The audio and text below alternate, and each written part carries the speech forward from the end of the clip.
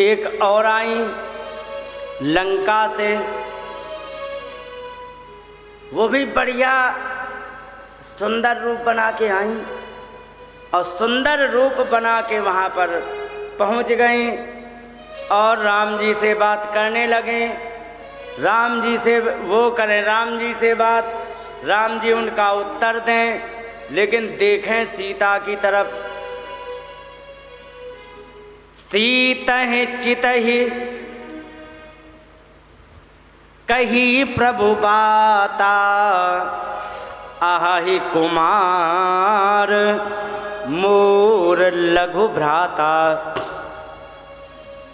सीता जी की तरफ देख करके कह रहे हैं, शूर्पणखा सोच रहे कि देखो हमने इतना बढ़िया रूप सजाया और ये हमारी तरफ देख भी नहीं रहे हैं।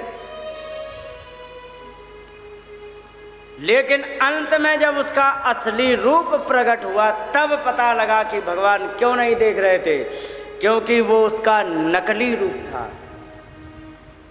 असली रूप तो कुछ और ही था, सुंदर रूप जो था वो नकली था, और भगवान को नकली माल पसंद नहीं है।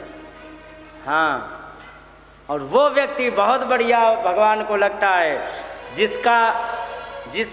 जिस व्यक्ति के जो मन में हो वही मुख में हो और वही हाथों में हो।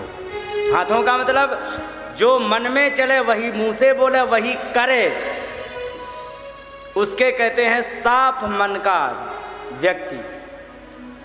और ऐसा ही व्यक्ति पसंद होता है भगवान को।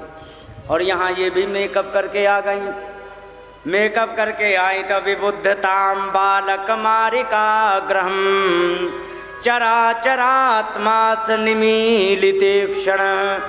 यहाँ पर उन्होंने देखा कि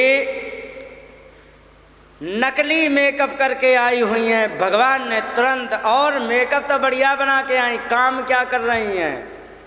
बालक मारिका ग्रहम, बच्चों को मारने वाली भयंकर ग्रह की तरह है ये।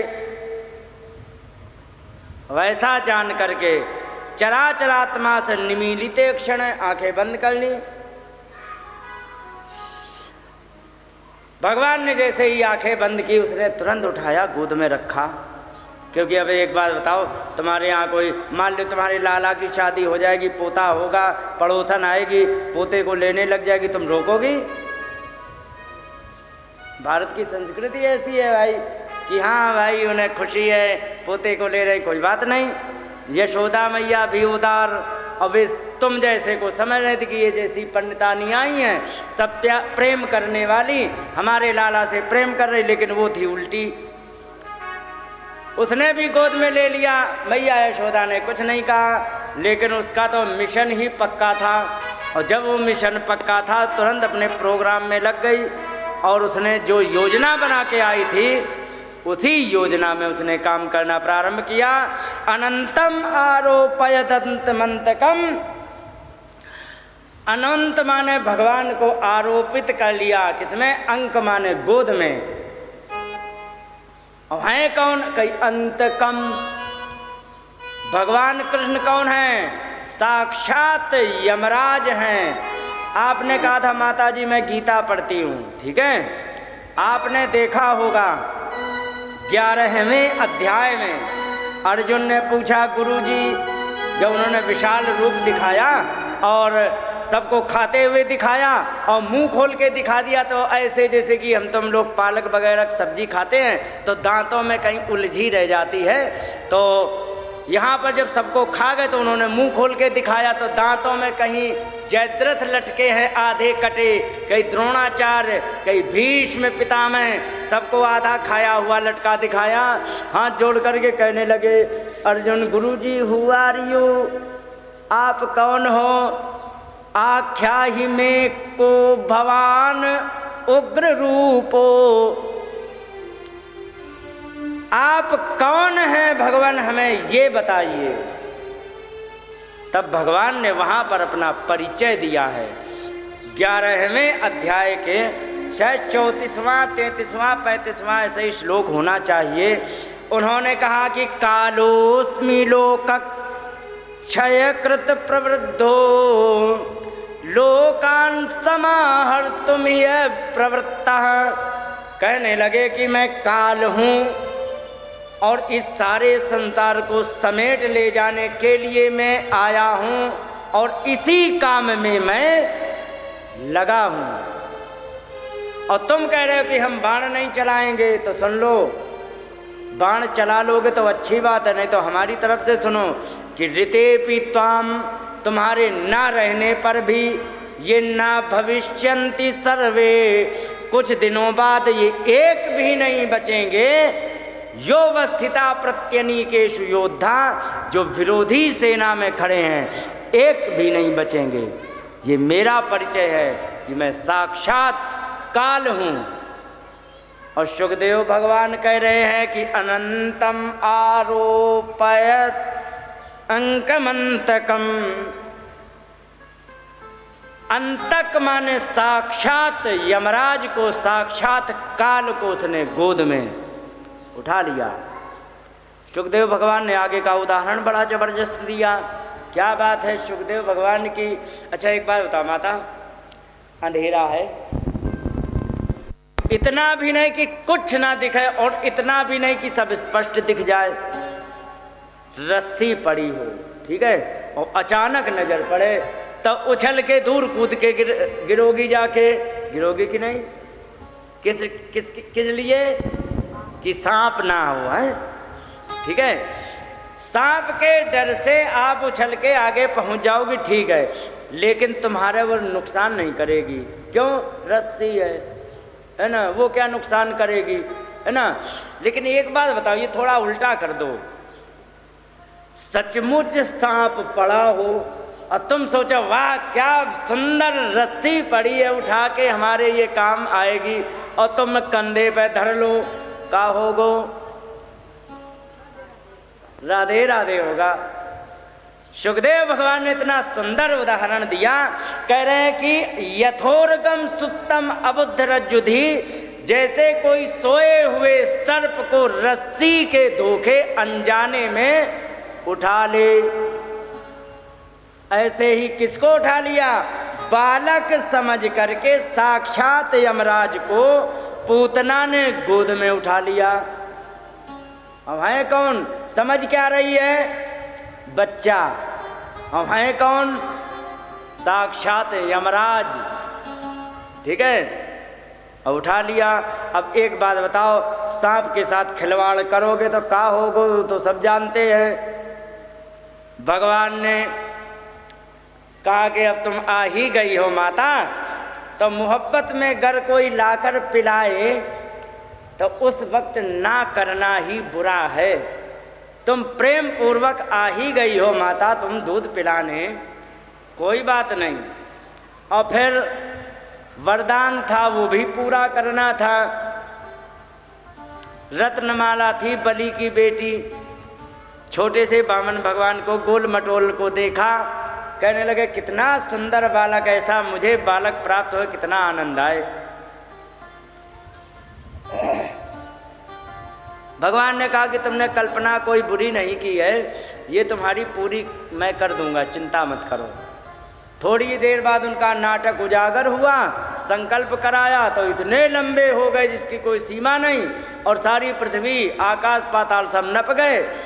तब वही रत्नमाला कह रही कि अरे ये तो महादूर थे, ऐसे को तो, ऐसा हमारा हो तो हम तो जहर खिला के मार डालें। भगवान ने कहा कि तुम्हारी यदि ये भी इच्छा तो दोनों इच्छाएं पूरी होगी। बोलो गोविंद भगवान की। आ गई, दूध पिलाएगी। दूध कौन पिलाती है? माता। माता भी बन गई दूध पिला के, और हम मार डालें ऐसे धूर्त बच्चे को तो जहर भी लगा के आई। दोनों कंडीशंस पूरी हो गई, दूध पिलाने लग गई। अब यहाँ पर जैसे ही माता, उसने पूतना ने भगवान कृष्ण को दूध पिलाना प्रारंभ किया, हलाहल जहर लगा के, हलाहल जहर आज पुराने नाम है हलाहल जहर। आजकल जो कोई नया यदि कोई पढ़ा लिखा हो तो आजकल भी ऐसे भयंकर भयंकर जहर होते हैं, पोटेशियम साइनाइट जैसे, जो ऐसे जहर होते हैं कि आप हाथ में से लगा के ले जाते उंगली देख सकते हैं, वापसी लाते नहीं देख पाएंगे, तब तक तो मामला राधे राधे हो जाएगा। ठीक है, ऐसे ही हलाहल नाम का जहर था। ऐसे को लगा के जब वो गई, अब उसने सोची कि जैसे ही मुंह लगाएंगे उसी समय राधे राधे हो जाएंगे। यहाँ पर भगवान ने क्या किया, तस्मिन् स्तनम दुर्जर वीर्यमुल्बणम घोरांकमादाय शिशोर ददावथ। भयंकर गोद में, माता की गोद स्वर्ग से ज्यादा सुख देने वाली होती है, होती है कि नहीं? लेकिन यहाँ का घोर अंकम आदाय, भयंकर गोद में लिया है। क्यों लिया? क्योंकि माता दूध पिलाती है, और दूध कहने को होता है, दूध नहीं पिलाती है माता, माता अपने हृदय का प्रेम पिलाती है, होता है कि नहीं? और ये पिलाने आई थी जहर, तो सुखदेव भगवान उस गोद को भयंकर गोद बता दिया जिसमें लिया है। दूध पिलाना उसने प्रारंभ किया। भगवान ने कहा कि ठीक है, जिसको सोच रही थी बच्चा कि हम तो अभी इसको मार डालेंगे, अब वो भूल गई कि जिसको तू बच्चा समझ रही है वो तेरे बाप का भी पिताजी लगता है कि नहीं? तो भगवान ने दिखा दिया कि मैं तेरे बाप का पिताजी हूँ या नहीं। तो भगवान ने भी गाढ़म कराभ्याम, कठोर हाथों से भगवान प्रपीड्य तत्, दबाना प्रारंभ किया।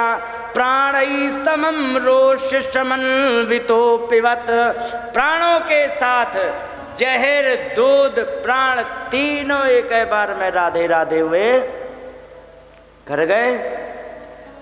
और प्राण जब निकलते हैं ना, धर्मात्मा के प्राण निकलते तो जान ही नहीं पाता। जैसे रोज व्यक्ति सो जाता है, ऐसे धर्मात्मा व्यक्ति ऐसे ही सो जैसा जाता है और चला जाता है, ठीक है, कुछ नहीं फर्क पड़ता उस पर। लेकिन जो दुष्ट आत्मा होता है ना, मैंने बहुत दृश्य देखे हैं ऐसे दुष्ट लोगों के कि मरते हैं तो तड़प तड़प के मरते हैं। इससे केवल इतना ही अच्छा हो गया कि भगवान को गोद में लिए, बस। बाकी तो जाने कितने मिशन में बच्चों को मार डाला है, इतने अच्छे काम तो किए नहीं। तो इसके प्राण निकले तो देह झटपटाने लग गई, देह झटपटानी, बड़ी वेदना हुई, शरीर में वेदना का मतलब दर्द हुआ।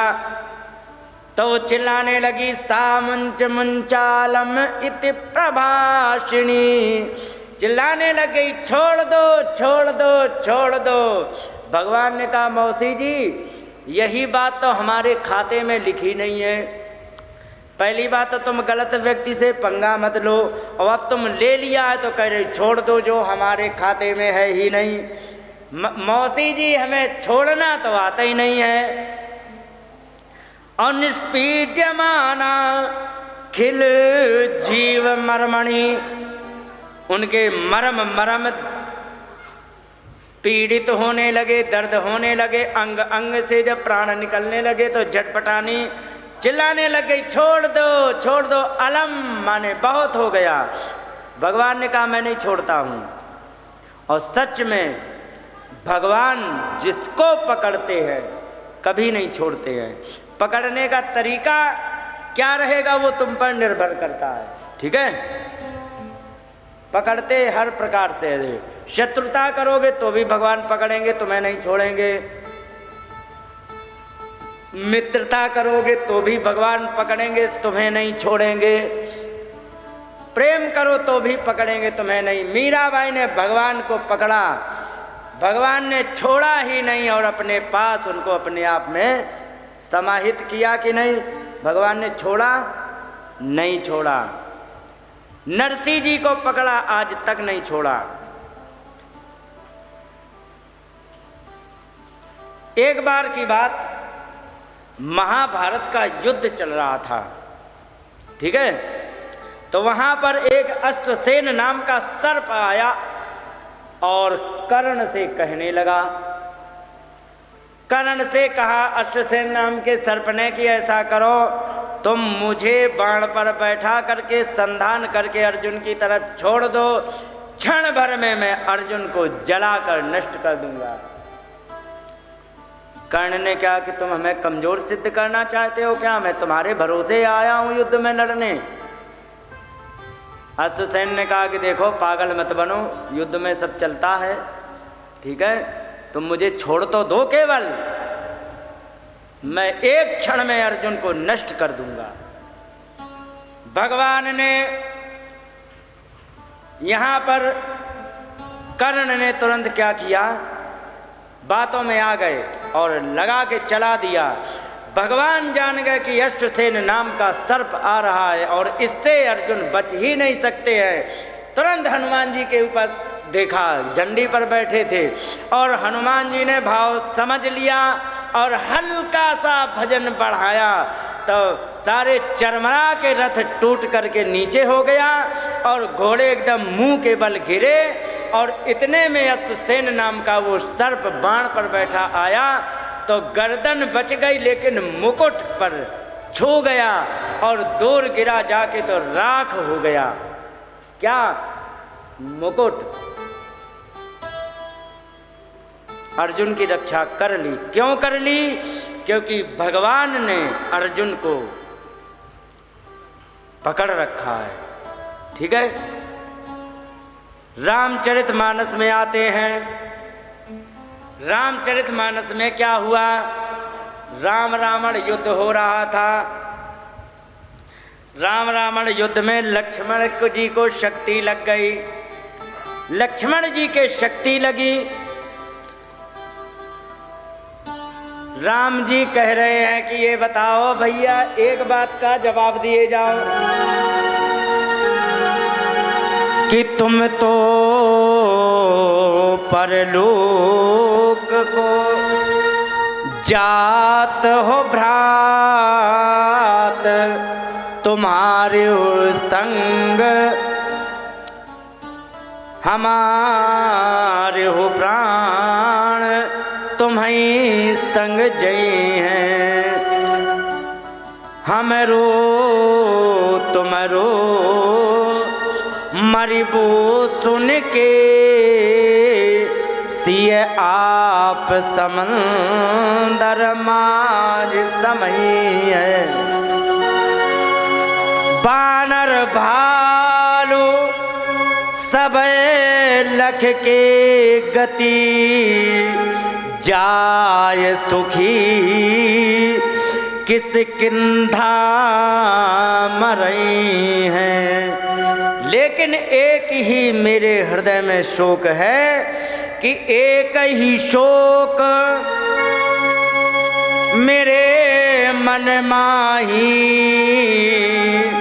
कि ये कौन के भवन विभीषण जई हैं। कहाँ जाएंगे? लक्ष्मण जी आप तो जा रहे हो, तुम्हारा मरना देख करके मैं तो जीवित नहीं रहूंगा।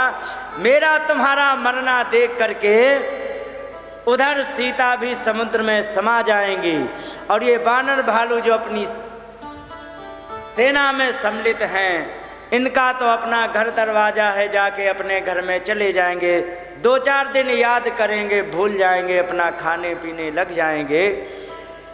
लेकिन एक बात का हमें उत्तर दो कि जिस विभीषण की मैंने बाँह पकड़ी है, ये विभीषण किसके घर जाएंगे? क्योंकि लंका से तो लात खा के आ चुके हैं, वहाँ जाने से रहे। और ये जब सब मरेंगे, अयोध्या वाले भी बच जाएं, इसमें बहुत दूर की कौड़ी समझ में आती है कि ये बचेंगे वो भी नहीं, तो विभीषण कहाँ जाएंगे? समय आने पर वैद्यराज आए, उन्होंने उपचार कर दिया, कोई बात नहीं, ठीक हो गए। एक दिन की बात, युद्ध चल ही रहा था और युद्ध चल रहा था तो रावण आ गया। 32 दिन तक लगातार युद्ध चला राम रावण का। वैसे तो युद्ध चला है लगभग 11 महीने, ठीक है। और युद्ध चल रहा था, रावण आ गया सुबह सुबह और आकर के राम जी को ललकारने लगा तो विभीषण वहीं पास में दिखाई पड़े और विभीषण को देख करके इतना चिढ़ गया कि इसने हमारे लंका में आग लगवा डाली है, इसने हमारा विनाश करवा डाला है। ये सोच करके और उसने क्या किया कि तुरंत एक बाण लिया और विभीषण की तरफ चला दिया। और ऐसे वैसी बाण नहीं साधारण चलाया, शक्ति चला दी जिसको टालना बड़ा कठिन था विभीषण के लिए भी, सब किसी के लिए।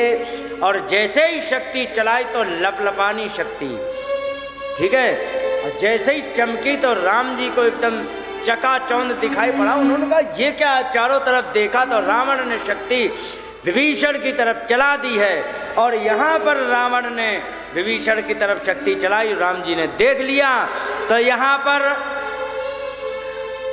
राम जी दौड़ पड़े और दौड़ करके तुरंत विभीषण को खींचा और एक तरफ करके सामने खड़े हो गए और सीधे शक्ति राम जी के सीने पे लग गई।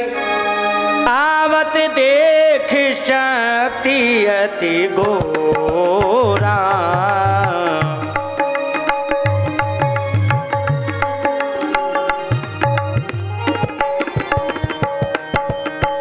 प्रणतारति भंजन पन मोरा, प्रणतारत भंजन पन मोरा। और तुरत विभीषण पाछे मेला, तुरत विभीषण पाछे मेला, सन्मुख राम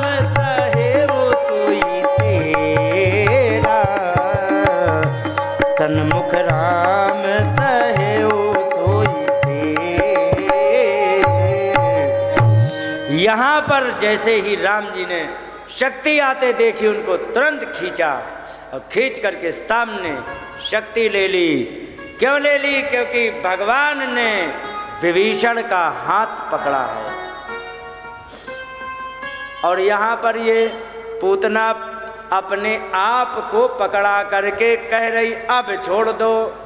भगवान ने कहा या तो तुम पकड़ाती नहीं हमें और अब तुम कह रही हो कि छोड़ दो, ये हमारे खाते में नहीं है। और जब भगवान ने नहीं छोड़ा तो इतनी तेज चिल्ला पड़ी कि ऐसा लगा जैसे वज्रपात हो गया हो, सबके कानों में आवाज गूंज गई। और गूंजने के पश्चात यहाँ पर फिर भी जब नहीं छोड़ा तो तुरंत वो वहाँ पर गिर पड़ी। यहाँ पर लिखा है विवित्र नेत्रे चरणों भुजो मुहु, बार बार हाथ पैर पटक रही है और आंखें निकल आई हैं, प्रस्विन्न गात्रा क्षिपति रुरोध है, शरीर में पसीना पसीना हो गया है। लेकिन भगवान नहीं छोड़ रहे हैं तो वो रोने लग गई। रोते हुए भयंकर रूप से चिल्लाई, लोगों के कान बहरे पड़ गए। इसके बाद जब फिर भी नहीं भगवान ने छोड़ा तो वो हताश होकर के गिर पड़ी। और जब वो गिरी तो यहाँ पर लंबाई चौड़ाई बताई है सुखदेव जी ने। कहने लगे कि पतमानो अपि तद्देहम त्रिगव्यूति अंतरद्रुमान, गिरते हुए उसकी देह को देख करके, और कितनी त्रिगव्यूति अंतर, एक गव्यूति कहते हैं 2 कोस को, ठीक है, तो एक गव्यूति 2 कोस का तो